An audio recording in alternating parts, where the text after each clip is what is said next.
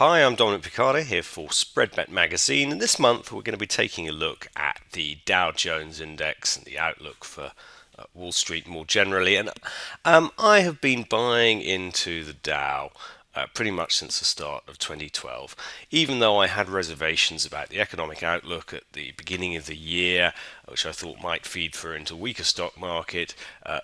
You have to respect the larger trend here, and the larger trend has plainly been up. So my strategy has been simple. I've been trying to buy in on the pullbacks.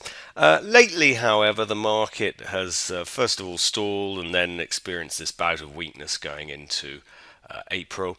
Some people are now talking about whether Wall Street has topped, whether we've seen yet another major high in the market. Now, I have to tell you, I do not go for that idea at all. I see few of the signs right now that we have experienced a major high in stocks. And one measure of this is to look at this indicator down here. This is the weekly relative strength index, which measures how overbought or oversold a market is.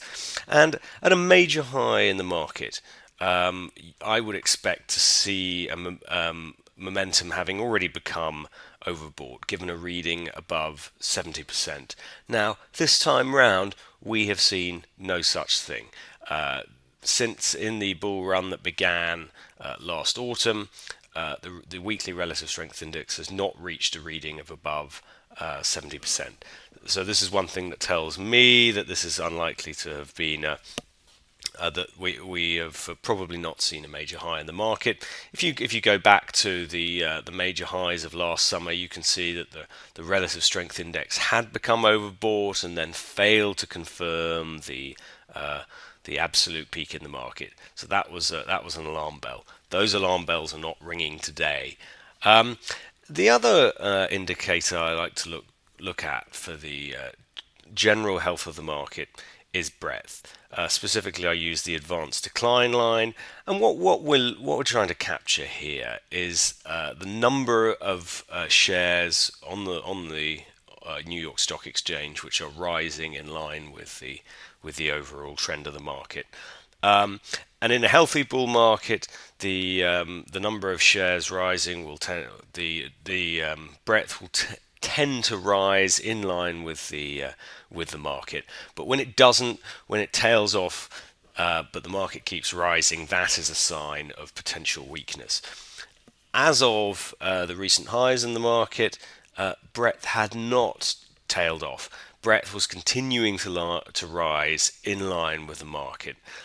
Usually, probably in more than 3/4 of cases over the last 80 years or so, breadth does peak ahead of the market. So here you have two very powerful indicators, breadth and momentum, which are both suggesting that this bull market could have further to run, that we haven't seen the classic signs of a top.